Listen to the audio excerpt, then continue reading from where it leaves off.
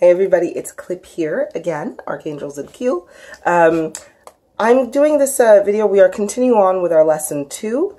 I believe it's going to be part 7 or 8, which is the subconscious body and the subconscious body do's and don'ts. So that's what we're gonna kind of go through today. I'd like to apologize for the lighting and everything because I only use really natural light, a lot of natural light when I do these videos, and it's kind of a cloudy day today, so it's a little bit grayer. So I'm going to have to ignore some of these shadows and everything, sorry. But anywho, so we are going to be going through today the subconscious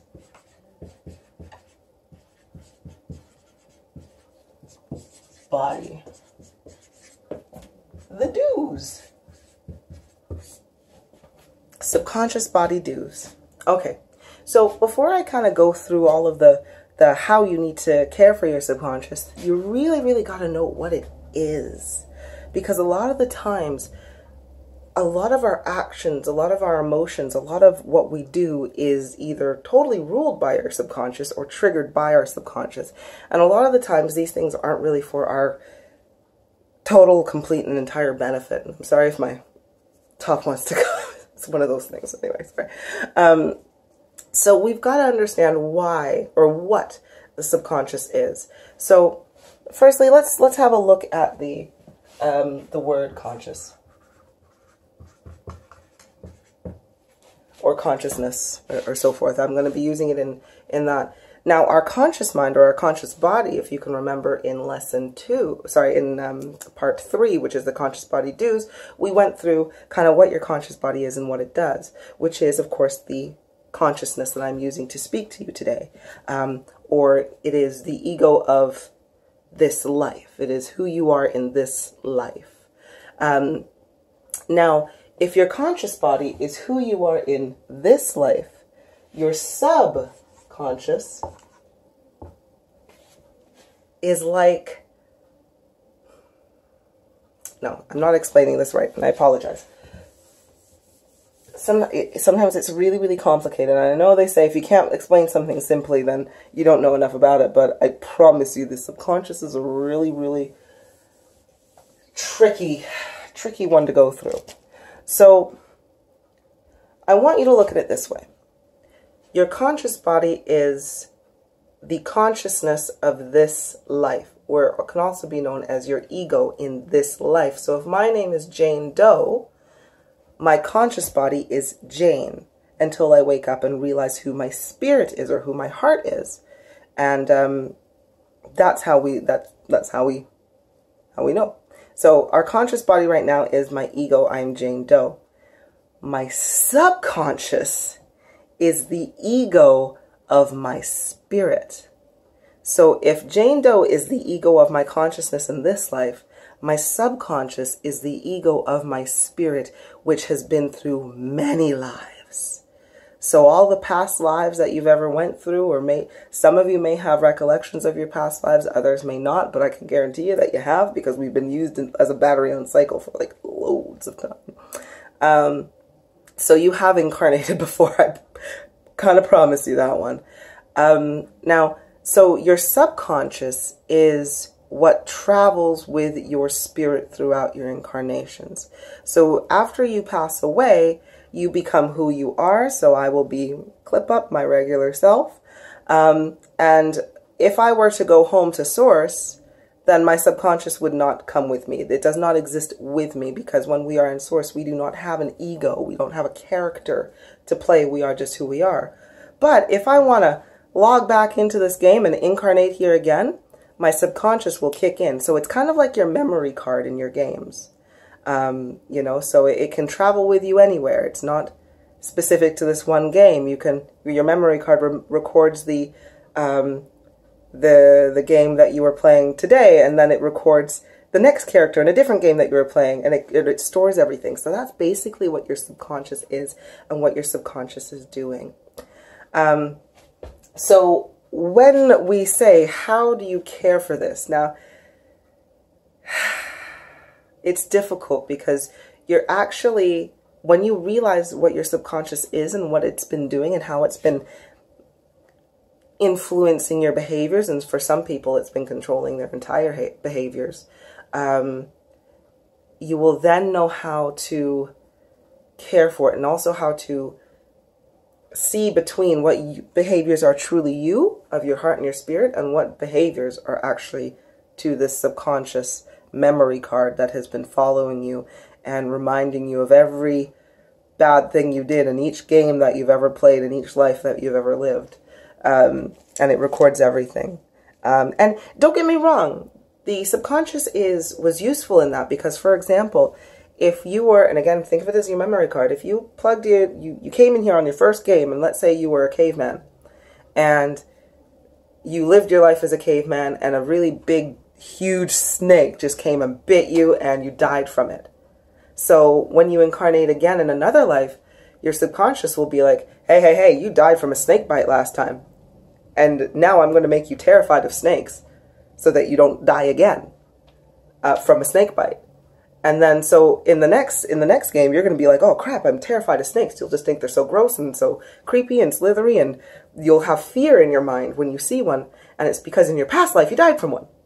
And then maybe in that next life you got in a really bad fight with your loved one. Very, very bad fight, and it really crushed a very deep part of your soul because you were so open, and it really, really hurt.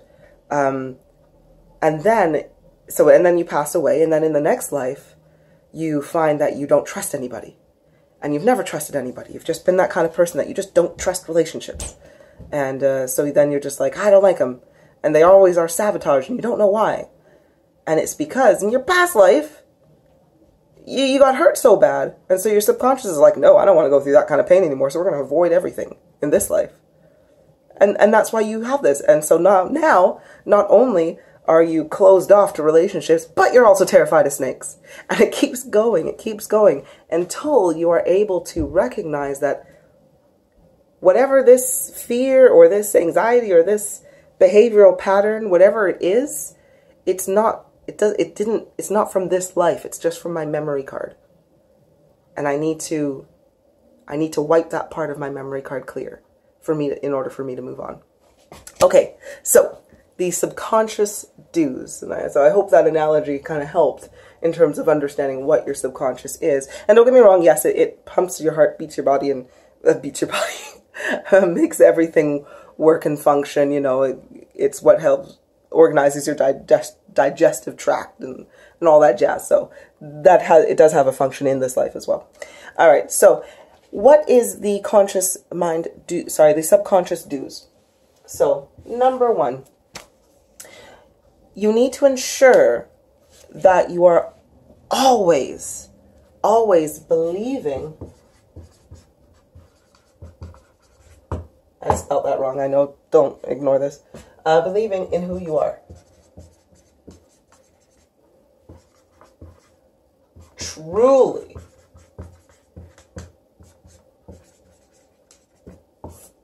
Again, I don't spell. But you need to believe in who you are and truly believe in who you are, because your subconscious is, again, the ego of your spirit.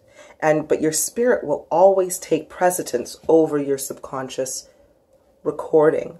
So over your subconscious memory card. So for example, your spirit is the one that is able to go, nope, subconscious, I want to delete that part from the memory bank. That part's that's not good.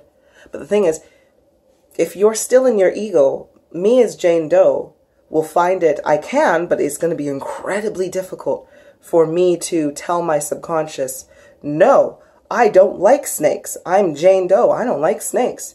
And my subconscious is going to be like, tell that to me in the last life when you died. Jane, you don't know nothing, you know? However, when you know who you are, if I was to say, look, subconscious, I am Kulipup. I am not fearful of snakes. I do not have any fear of snakes whatsoever, as a snake cannot harm me. Your subconscious will then be like, ah, okay, I got it. Sorry, Clip. That's literally what your subconscious will do. You have the power to override, but you have to believe in who you are. Your mind, your conscious mind, is incredibly powerful, and it is what you use to program and manifest your world. So you have to know who the hell you are in order to do it, right? So always, always believe in who you truly are. Once you find your name, once you know your true name, you need to keep reminding yourself who you are to get out of your conscious ego and to stop your subconscious ego from recording everything, and for you being trapped within that cycle. Now, you and as well, not only that, but your subconscious will always take on the mannerisms of your ego.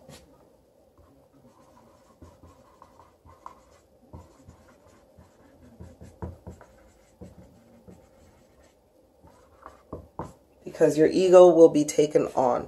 So again, your subconscious is constantly recording, because your ego will be taken on. Your subconscious is constantly recording. So if I don't believe in who I am, if I wouldn't say like, hey, I'm Kulipup, I am Archangel Zadkiel, I am the only begotten Son.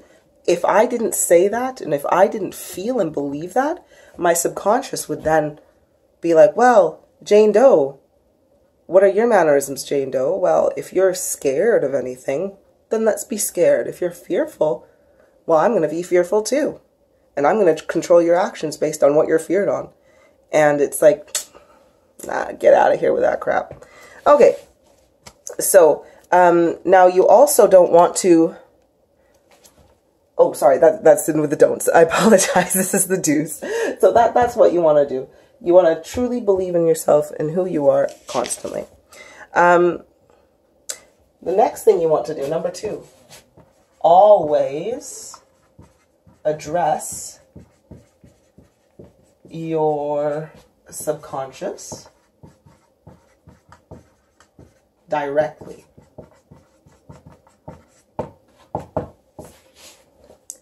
What do I mean by this? Now, I'm going to touch on this for a moment, but I will make another video kind of explaining more about programs versus entities versus what is organic, what is your spirit, and so forth like that. So I'm going to touch on this, and I will explain it further in another video. But you always need to address your subconscious directly as a separate person or a separate thing unrelated to you and your conscious body. Okay? This is incredibly important. Your subconscious is a program that you carry with you throughout all of your incarnations. It is only specific to this game, because when you go back to Source, when you pass away, and when you go into Source and you're officially out of this game, you don't have a subconscious. It is not there at all, because you are full and you are whole in your own self. So you don't need a subconscious. But whilst you are in this game, and whilst our memories are forcibly erased from us as we incarnate into this world, we require a subconscious to help us remember. Okay, so the same way how, you know, like little animals in the wild, like little baby turtles, when they hatch out of the shell, they instinctively go to the water. That is their programming, because it's what keeps them safe. If they didn't have that programming, they would either sit there in their shell and wait to be eaten by some birds, or they would just simply die because they don't know where to go without any the guidance or leadership of a parent or something to help them along. So the same way those baby turtles have a program that, and we call it instincts, but it's a program that they automatically, as soon as they are born, as they are activated or active, they follow that programming to go find the water. So your subconscious, as you are born into this world, is activated to keep you safe. So again, if you got bit by a snake in the last incarnation, it will make you fearful of snakes in this incarnation. So again, the program kicks in so that it keeps you safe. But we don't actually need it. When you wake up to who you are, you don't need this program anymore. And you don't need your memory database, because you kind of got everything that you need already up here. So when you speak to it, so the same way you are speaking to your subconscious directly is the same way you are speaking to a program.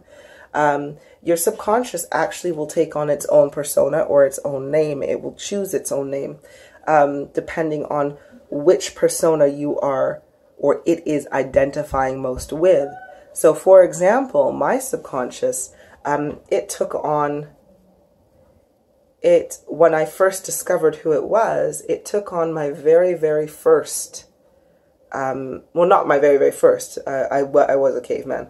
I came, Lip and I, we came in as cavemen, and we're like, oh no, these bodies don't, you can't really go much further with this, so that's why we came in, and then they were all wiped out, and the new human was then produced. But anyway, so in my second incarnation, my subconscious decided to take on the persona as I was a man named Robert. So my subconscious wanted to be referred to as Robert. So I addressed my subconscious directly when I noticed that it was influencing my thoughts or my behaviors based on my past lives' fears. And so forth. I would have to speak to my subconscious directly to let them know that I am Kulipup.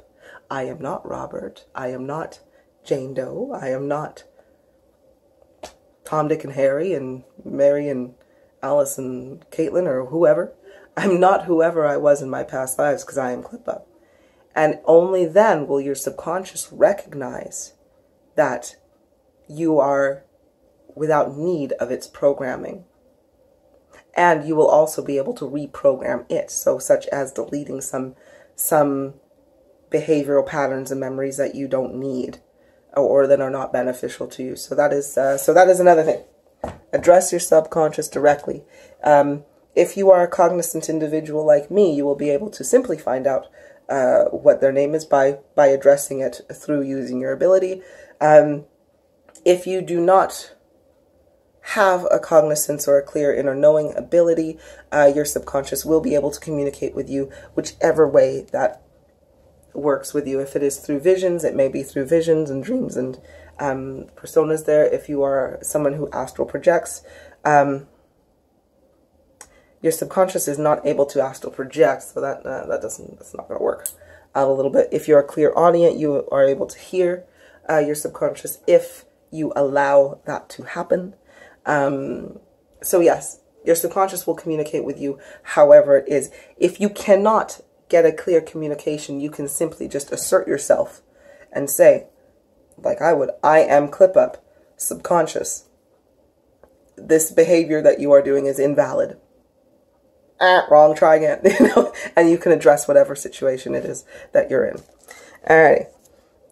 Now, oh, and yes, even if you cannot hear the response, it is listening to you. It knows your response, and it will action your response or your words. So all you must do is say it. That is the key and most important thing. Say it and feel it at the same time, and assert your belief and assert your acknowledgement that it is a separate part of you and it is not you. Okay, and it will understand your will. Okay, and lastly, what you need to do to care for your conscious body is you need to make an effort to understand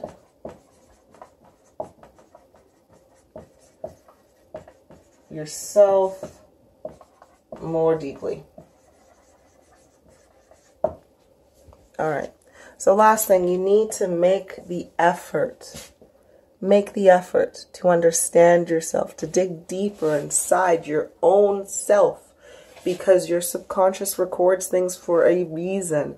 There is a reason why you have anxieties for certain things and you put certain things on loop in your life. And it is because you do not know yourself. And you need to find out why these things are on loop in your own mind. And to do that, you just have to ask yourself questions. Because the way I want you to look at it is,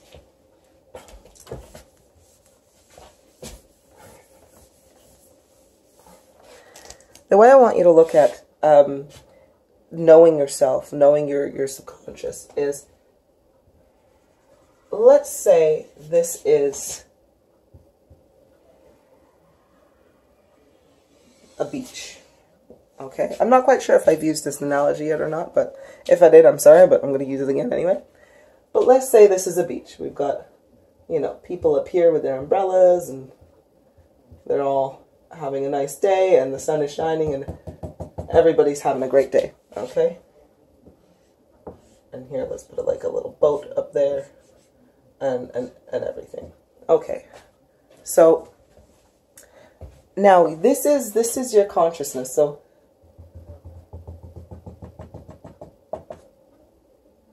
this is your consciousness.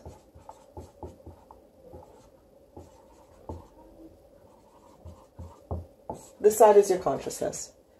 And your consciousness only goes so deep. Everybody's in the shallow water. They're swimming. They're having fun. And it only goes so deep. Okay. So there's not much until you hit the bottom. There's not much. You can't go any deeper than this. How you go deeper is you have to go out here. You have to be the guys with the boat swimming down. We'll put a little pack there and there's some little bubbles. And there's more swimming down and down and down. This side is your subconscious.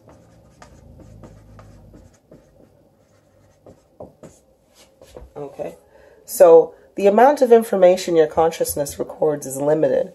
It's basically, it records depending on what your focus is at the time. And a lot of the stuff it just throws away.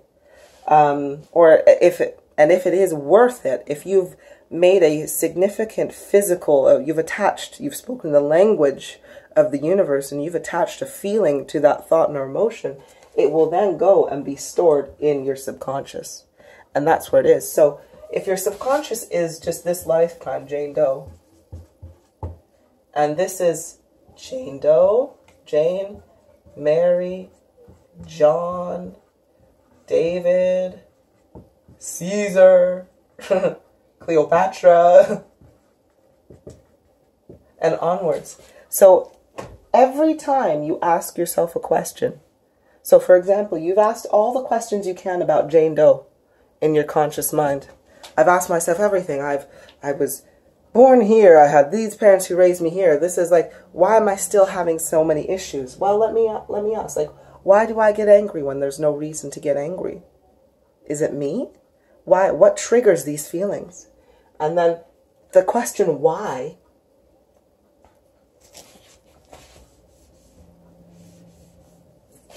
when you start asking why, it's like you start going over here and you become one of these people. With each question, it's like you have one more swish going down. You have one more stroke that you're using to get deeper and deeper and deeper until you've asked so many why questions that you've come to the bottom. And where the bottom is, it is your subconscious and it is truth. Truth is always really, really easy to find, only if you're willing to dig deeper to find it. And it's just as easy as a stroke, just a stroke through the water. But with each stroke that you go down, all this information, it gets heavier, it gets heavier, and it gets deeper. And you're like, wow, until you truly understand yourself, until you can say, man, I'm not angry at the snake. It was Cleopatra that was angry at the snake because she's the one that died of it. And then you can be like, subconscious, I am not Cleopatra. I am not scared of snakes. I am Kulipup.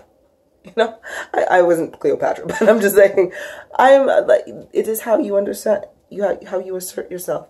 The more you understand, the more truth that you know, the less your subconscious is able to rule you. Okay, so those are the subconscious dues. So we'll just recap on that. So firstly, you are going to assert yourself and be aware of who you are. Say your name. If you don't say your name if you don't know your name, you can simply say, I am Jane Doe, and I am more than I am. And I am not ruled by my subconscious. Or I am not ruled by fear of snakes. I am not ruled, like, I am not fearful of snakes. And the thing is, like, going on, so, sorry, not getting on. So again, believe in yourself, assert yourself, and know who you are. The next point was, again, always address your subconscious as it is a separate person. So you want to tell your subconscious who you are. You want to speak to them so that they know, so it knows that you know who you are and that it can't mess about with you anymore. It cannot control or influence or do unnecessary rubbish or cause unnecessary harm to you. You do, of course, and then again, speak to your subconscious directly, even though you may not be able to hear it or see it or speak to it directly or get a response back. Know that it is hearing you and it knows that you have acknowledged it. Okay, and lastly, make that effort to understand yourself. Be that diver that goes so deep until you hit the bottom. Because I promise you, when you hit the bottom, it is a beautiful thing. It is a beautiful thing to know pure truth and to be on that form of truth. Alrighty, so that is your subconscious do's, and we will be coming back with your subconscious don'ts.